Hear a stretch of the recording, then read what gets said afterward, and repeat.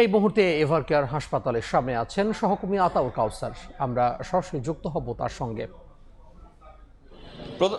BNP chairperson Begum Khaleda জিয়ার চিকিৎসায় সহায়তা করতে বিশেষজ্ঞ চিকিৎসক হিসেবে যুক্তরাজ্য থেকে এসছেন চিকিৎসক ডক্টর রিচার্ড বিল, এবং বিকেলে আরও আসার কথা চীনের আরও একটি প্রতিনিধি বিশেষজ্ঞ চিকিৎসকদের দল। এর আগে চীনের একটি বিশেষজ্ঞ চিকিৎসকদের দল, এর আগে 5 সদস্যের চিকিৎসকদের দল রাজধানীর এভারকেয়ার হাসপাতালে এসেছিলেন এবং তারা সাবেক তিনবারের প্রধানমন্ত্রী বিএনপি চেয়ারপারসন বেগম খালেদা জিয়ার চিকিৎসায় তাদের কাজ চালিয়ে যাচ্ছেন। তাদের পরবর্তী যে দল, বিশেষজ্ঞ চিকিৎসকদের আরেকটি দল আজ বিকেল নাগাদ বাংলাদেশে এসে পৌঁছানোর কথা, এবং তারাও চিকিৎসায় অংশ নেবেন, এতটুকুই আমরা গত কদিন ধরেই জেনে এসেছি।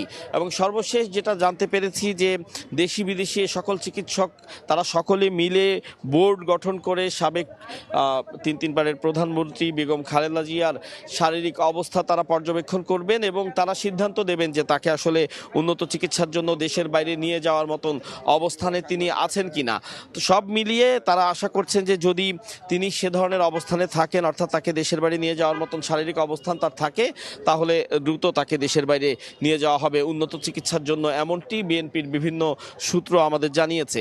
কিছু সময় আগে আমরা দেখেছি এখানে মৎস্য প্রাণী সম্পদ অধিদপ্তরের উপদেষ্টা ফরিদা আক্তার তিনি এভারকেয়ার হাসপাতালে প্রবেশ করেছেন। যতটুকু আমরা জানতে পেরেছি যে বিএনপি চেয়ারপারসনের শারীরিক অবস্থার খোঁজ খবর নিতেই তিনি এসেছেন, তিনি ভেতরে আছেন। যদি তিনি বের হন এবং গণমাধ্যমের সাথে কথা বলেন, সেক্ষেত্রে আমরা আরও বিস্তারিত জানতে পারবো তার কাছ থেকে যে তিনি চিকিৎসকদের সাথে কথা বলে বেগম জিয়ার শারীরিক অবস্থার সর্বশেষ কি তথ্য পেয়েছেন। আমরা আশা করছি তিনি হয়তো বের হলে গণমাধ্যমের সাথে কথা বলবে, আমরা তার থেকে সেই বিষয়গুলো জানবো।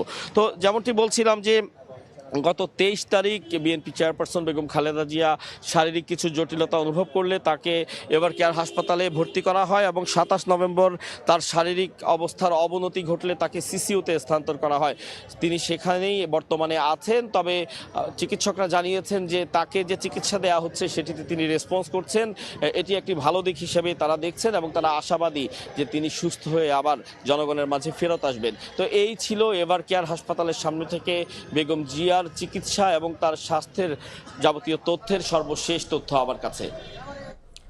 সরাসরি যুক্ত হয়েছিলাম রাজধানীর এভারকেয়ার হাসপাতালের সামনে থেকে।